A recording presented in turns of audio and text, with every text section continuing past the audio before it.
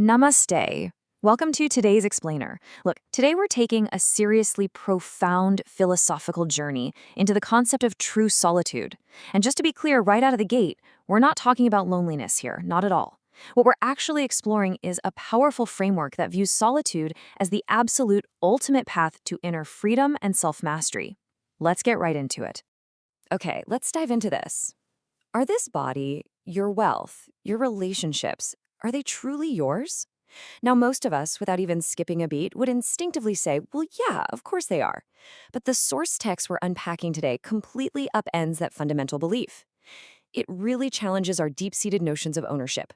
It asks us to look critically at what we actually possess versus what we, merely interact with. So that brings us to section 1, the worldly illusion of attachment.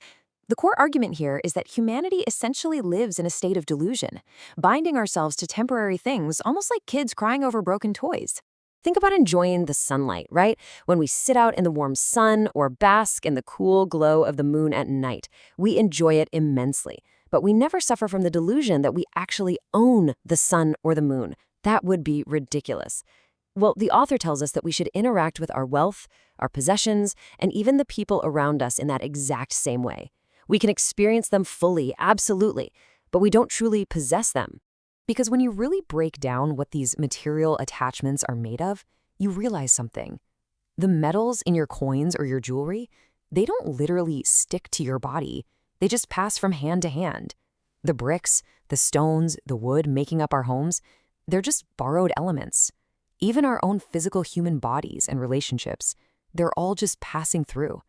They follow their own completely independent paths, and eventually, every single one of these things will just return to the earth from which they came.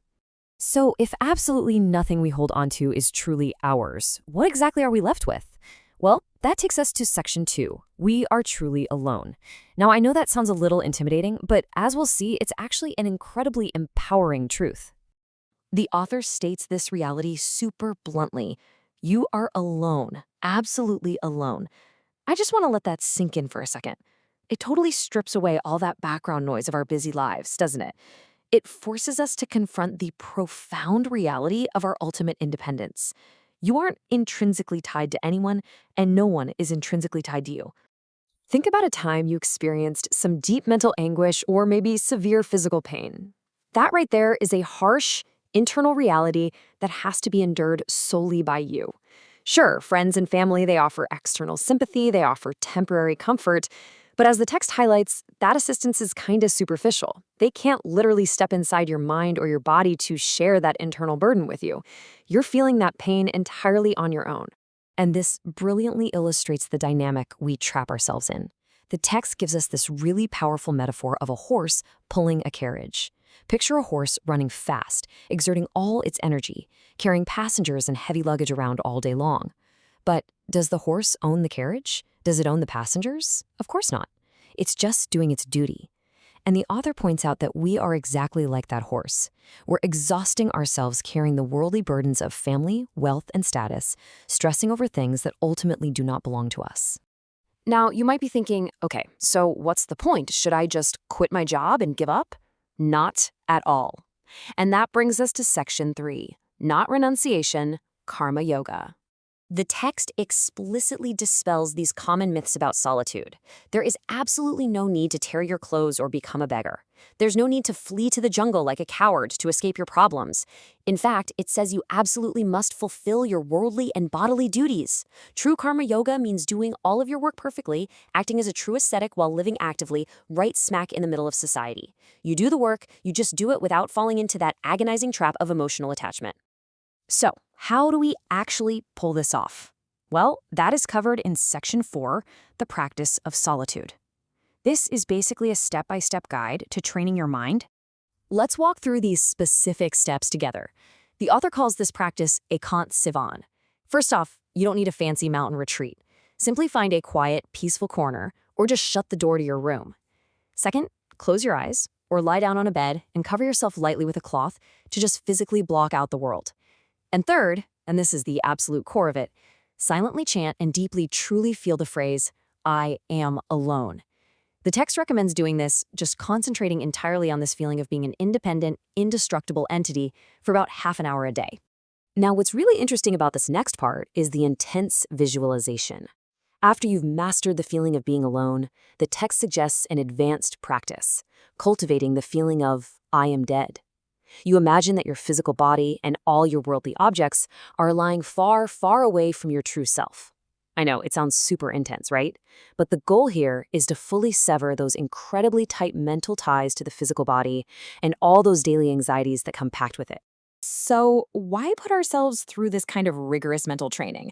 Well, that leads us to our final section, Section 5, Self-Knowledge and True Freedom. The text essentially redefines the very thing we are all chasing. True happiness is described as a state belonging only to the one who gathers their own inner resources, standing entirely independently without leaning on the shoulders of others. It's a really blunt assessment, honestly. If your happiness relies entirely on other people or external circumstances, you're merely existing like a lifeless puppet. Real, unshakable happiness has to come entirely from within. And the practical benefits of this daily solitude, they're immense. By consistently reminding yourself, I am alone, the text promises it will naturally eradicate our false attachments. The author actually calls these attachments worldly thieves that sneak in and steal our peace, which is a great way to put it. It frees the mind from bad habits and base desires, and ultimately, it cuts the ties with the destructive behaviors and sins that just drag human beings down into endless misery. So the crucial point is summarized perfectly in this final, really beautiful metaphor from the text, rising above like a lotus leaf in water. Think about it. A lotus leaf lives its entire life completely surrounded by water, yet the water never actually makes the leaf wet. The droplets just roll right off. By practicing this solitude, you can live right in the thick of society, completely engaged in your duties, yet utterly untouched by its anxieties. The text boldly claims that this exact practice can elevate a regular human into something truly divine. Which brings us to the end of our explainer today. So I have to ask, will you continue to bear the weight of the world's illusions, dragging that carriage around like the exhausted horse? Or will you take that half an hour a day to sit, detach, and find your true freedom in solitude? It's an incredibly powerful framework for living, and the choice is entirely yours. Thank you so much for joining me today. I highly encourage you to take a moment for yourself, embrace your independence, and keep seeking knowledge. Catch you next time.